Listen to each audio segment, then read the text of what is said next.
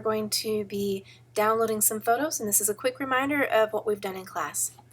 First off, I'm going to make sure that when I have Bridge open, I have selected computer. This is one of your normal favorites. Then, you can't see this, but I'm going to take my SD card and I'm going to insert it in the back of my computer. When I do that, you'll see that an SD card will show up here. Sometimes it takes a little bit of time for it to show up, but within a minute it should be there. Now, just in case you haven't set your photo downloader to automatically open, I'm going to show you that you would go to File and Get Photos from Camera to actually access that SD card. I've taken a few photos. They're not good, so please don't judge me, but a few photos this morning so that we can go through the process. I'm going to make sure that I select my SD card, and I'm going to click on Advanced Dialog. Now what I'm going to do is I'm going to click Choose right here.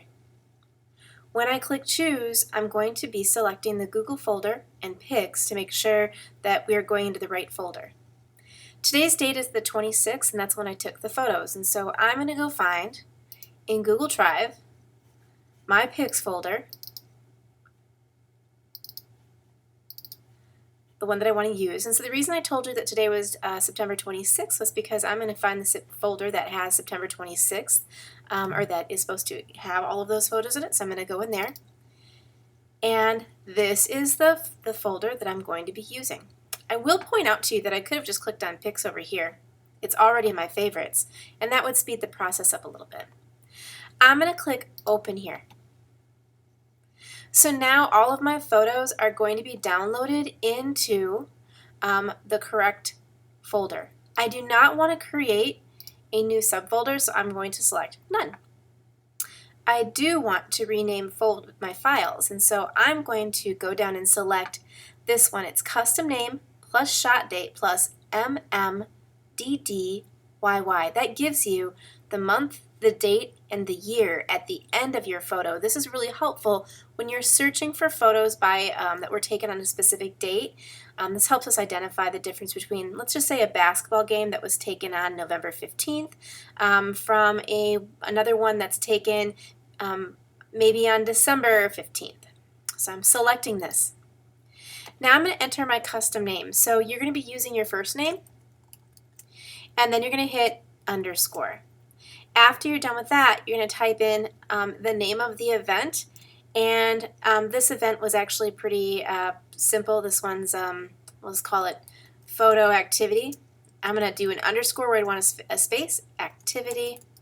Most of the time it's going to be like girls basketball, or maybe it's going to be football, or maybe it's going to be student elections, maybe it's going to be Spirit Week, but it's going to be related to what you're taking the photo of. If you're taking something that's not specifically event related, maybe it would be a particular class. You might put in clothing, as in you went to a clothing class and took photos. Or another thing that they will be doing in the future is creating something called Worry Monsters in that clothing class, and so you might type in Worry Monsters.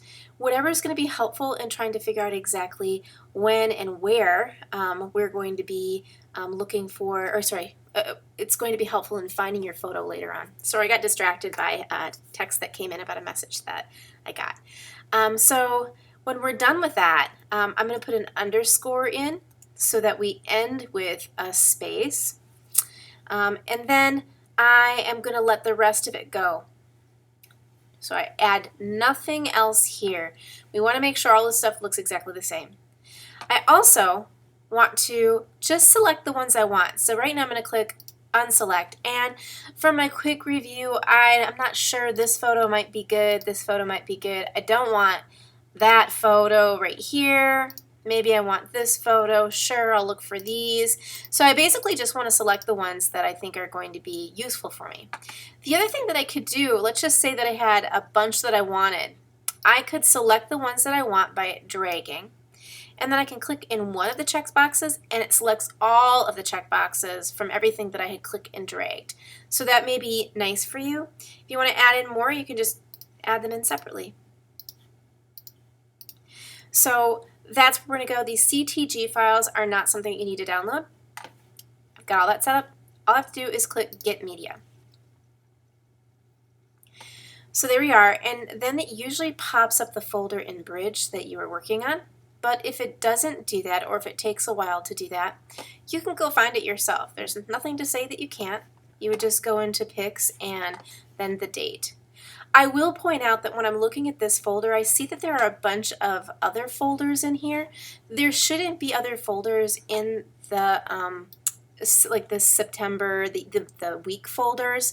That means that somebody did not set up the download correctly. I'm going to scroll down. Towards the bottom, I'm probably going to see my photos. Yep, we do. I want to edit these photos. Okay, so I'm going to show you how to edit the photos in the next piece.